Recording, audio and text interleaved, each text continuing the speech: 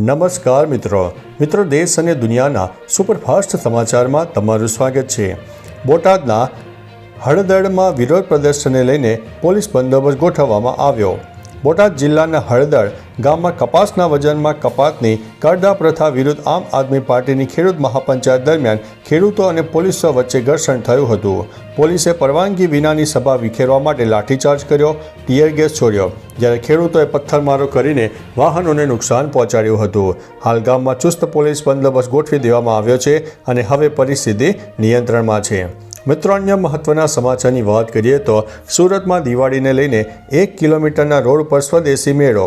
સુરત મહાનગરપાલિકાના શહેરી વિકાસ વર્ષ 2025 અંતર્ગત સ્થાનિક કારીગરોને પ્રોત્સાહન આપવા માટે સ્વદેશી મેળાનું પહેલી વખત આયોજન થયું। ડુમસ રોડ પર વાય જંકશનથી સેન્ટ્રલ મોલ સુધી 1 કિલોમીટરના વિસ્તારમાં આ મેળો દિવાળી પહેલાં શહેરીજનો માટે આકર્ષણનું કેન્દ્ર બન્યો છે।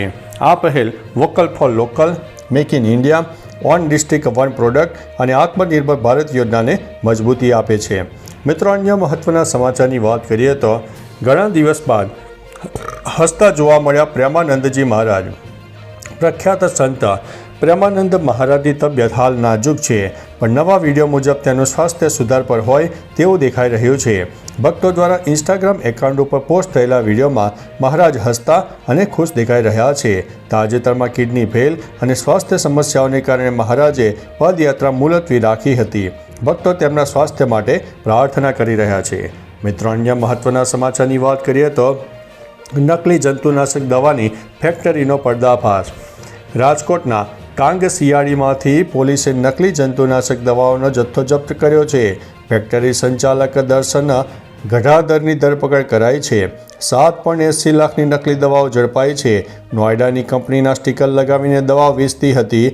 ખેતરોમાં પણ આ દવાનો ઉપયોગ થતો હોવાનું ખુલ્યું છે। પોલીસે દરોડા પાડીને તપાસ શરૂ કરી છે, જેમાં અન્ય જિલ્લાઓમાં સપ્લાયની પડતાલ ચાલે છે અને ગુનો પણ નોંધાયો છે। મિત્રો, અન્ય મહત્વના સમાચારની વાત કરીએ તો પાટણમાં યુરિયા ખાતરની અછત। પાટણ જિલ્લામાં યુરિયા ખાતરની અછતથી ખેડૂતો હેરાન છે। ગુજકો માસોલ ડેપો અને પ્રધાનમંત્રી કિસાન સમૃદ્ધિ કેન્દ્ર પર વહેલી સવારથી ખેડૂતોની લાંબી કતારો લાગે છે, પરંતુ મર્યાદિત જથ્થાને કારણે એક ખેડૂતને માત્ર 2 થી 3 થેલી જ મળે છે। ડીએપી ખાતરની ફરજિયાત ખરીદીથી ખર્ચ વધે છે, પરંતુ યુરિયા ખાતર નહીં મળે તો પાકને નુકસાનીનો ડર છે, જેનાથી ખેડૂતોમાં રોષ ફેલાયો છે। મિત્રો, અન્ય મહત્વના સમાચારની વાત કરીએ તો 55 ગધેડા ગાયબ, એફઆઈઆર નોંધવામાં આવી છે। દાહોદમાં અનોખી ચોરીની ફરિયાદ નોંધાઈ છે। છાપરી ગામના સુનિલભાઈ થોરી અને પડોશીઓ ઈંટ ભઠ્ઠા વ્યવસાય માટે ગધેડા પાડે છે। 9 ઓગસ્ટે રક્ષાબંધન આદિવાસી દિવસે સોહિલ ગોવિંદે 55 ગધેડા હનુમાન મંદિર નીચેના મેદાનમાંથી ભાગી ગયા હતા। ડીજેના અવાજથી ભડકીને ગધેડા ભાગ્યા હતા અને સાંજે માલિકો પહોંચ્યા અને ગધેડા દેખાયા નહીં। આસપાસ શોધમાં ચોરીની શંકા ગઈ છે।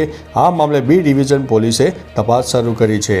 મિત્રો, અન્ય મહત્વના સમાચારની વાત કરીએ તો મોહન ભાગવત અમદાવાદની મુલાકાતે। રાષ્ટ્રીય સ્વયંસેવક સંઘના સરસંચાલક મોહન ભાગવત 14 થી 16 ઓક્ટોબર 2025 દરમિયાન અમદાવાદની મુલાકાત લેશે। આ દરમિયાન તેઓ અલગ અલગ કાર્યક્રમમાં હાજરી આપશે, જેમાં સ્વયંસેવકો સાથે મુલાકાત, દિનેશ હોલમાં બૌદ્ધિક સાથે ભારતની વૈશ્વિક ભૂમિકા પર ચર્ચા અને મણિનગર વિસ્તારમાં નવનિર્મિત હેડ ગેવારનું ભવનનું ઉદ્ઘાટન પણ સામેલ છે। વધુમાં આરએસએસ કાર્યાલય ખાતે કાર્યકર્તાઓ સાથે બેઠક કરશે। મિત્રો, અન્ય મહત્વના સમાચારની વાત કરીએ તો સુરતમાં એપીએમસી બહાર વિરોધ પ્રદર્શન।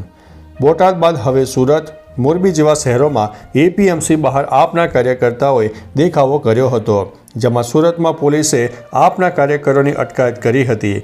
વિરોધ કરનારાઓનું પોલીસે ટીંગાટોળી કરી હતી। બોટાદના હળદળ ગામે થયેલા ઘર્ષણના પડઘા સુરત અને મોરબી શહેરમાં પડ્યા છે।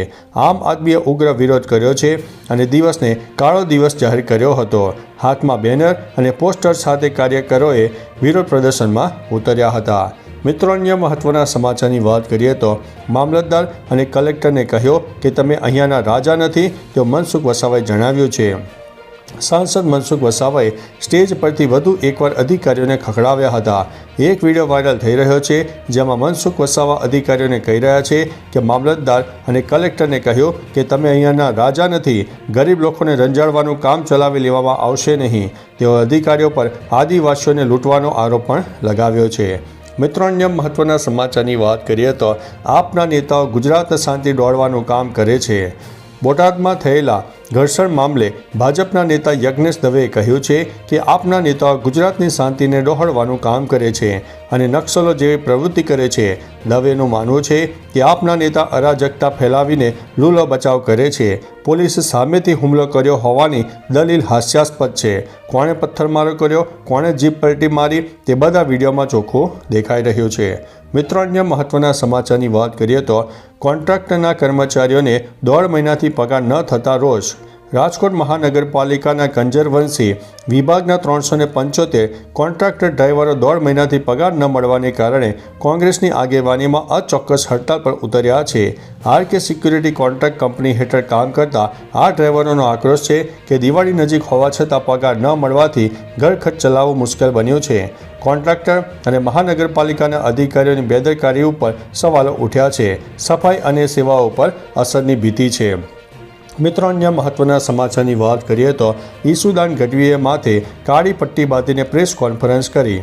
આમ આદમી પાર્ટીના પ્રદેશ પ્રમુખ ઈસુદાન ગઢવીએ બોટાદના મુદ્દે પ્રેસ કોન્ફરન્સ યોજી હતી. તેમણે માથે કાળી પટ્ટી બાંધીને પ્રેસ કોન્ફરન્સ કરી ભાજપ પર આકરા પ્રહારો કર્યા. ગઢવીએ આરોપ લગાવ્યો છે કે બોટાદ માર્કેટિંગ યાર્ડમાં ખેડૂતોને કાળો કાયદો બનાવીને લૂંટવામાં આવી રહ્યા છે, જેનો વિરોધ કરી રહેલા ખેડૂતોને હળદર ખાતે પોલીસે ભાજપના ઇશારે ઢોર માર માર્યો અને તેમની સાથે આતંકવાદીઓ જેવું વર્તન કર્યું છે.